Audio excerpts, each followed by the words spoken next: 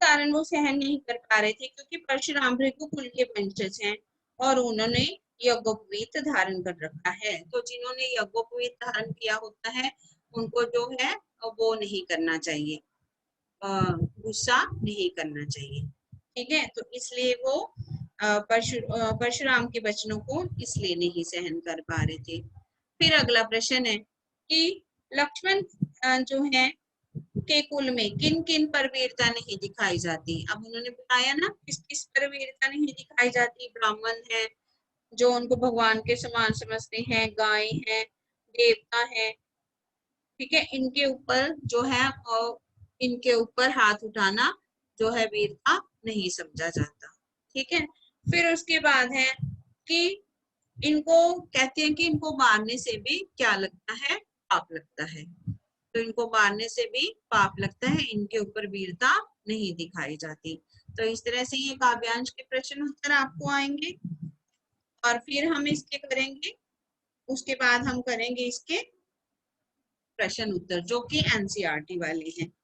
ठीक है, और इसके बाद एक पैरा और करते हैं नीचे वाला इसके। कोसक सुनो मंद गेहूं बालक। कोसक, कोसक किसको कहा गया है, राम जी को। क्यों कहा गया है कि उनकी माता का नाम क्या था, कौशल्या था, इसलिए उनको कौशिक नरेश भी कहा जाता है। मतलब कौशक, कौशल्या के पुत्र, इसलिए कौशक बोला जाता है। कौशक सुनो मंद गेहूं बालक।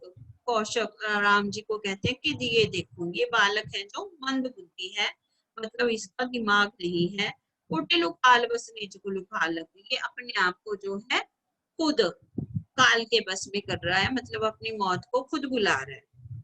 भानु बंस राकेश कलंकु, कि ये तो अपने कुल को कलंक लगाने पर तुला है। निपट कुछ अबद अशंकु, मैं इसको अभी मार करके तुम्हारे जो कुल के ऊपर कलंक है उसको खत्म कर देता हूँ। काल कवल होई छिन माही, कहूँ पुकार खोरी मोहिनाही, ये काल के बस हो गया है, इसमें मेरा कोई दोष नहीं है।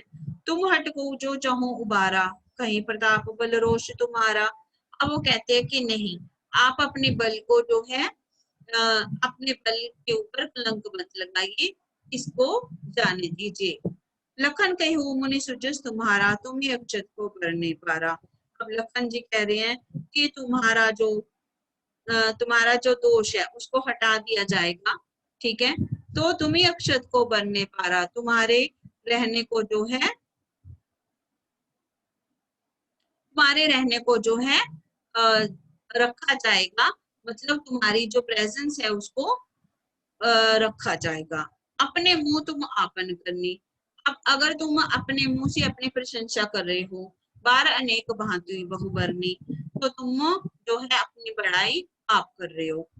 नहीं संतोष तू पुनि कुछ कहूं, अगर तुम्हें संतोष नहीं है, मतलब तुम्हारे अंदर धैर्य नहीं है, जनिरस रोग दुसु दुख सेयु, तो तुम बहुत ज्यादा दुख सहोगे। वीर बर तुम धीर अशोभा, गारी देत न पावो शोभा, तुम तो बहुत वीर, बहुत बड़े योद्धा हो, तुम्हें गाली देना शोभा नहीं देता। गाली देना मतलब कि गारी देत न पावो शोभा, कि तुम्हें गाली देना बिल्कुल भी शोभा नहीं देता। सूर समर करनी कहीं, कहीं न जना वही आप, विद्य मन रान पायर पुकार कथि प्रताप। जो सूर होते हैं वो अपनी करनी खुद करते हैं, युद्ध में दिखाते हैं, ना कि यहाँ पर कायरों की तरह जो है बातचीत करते हैं। ठीक है, तो ये इस तरह से इसमें से प्रश्न पहला पूछा जाएगा कि कवि और कविता का नाम क्या है। कवि है तुलसीदास और कविता राम लक्ष्मण परशुराम संवाद।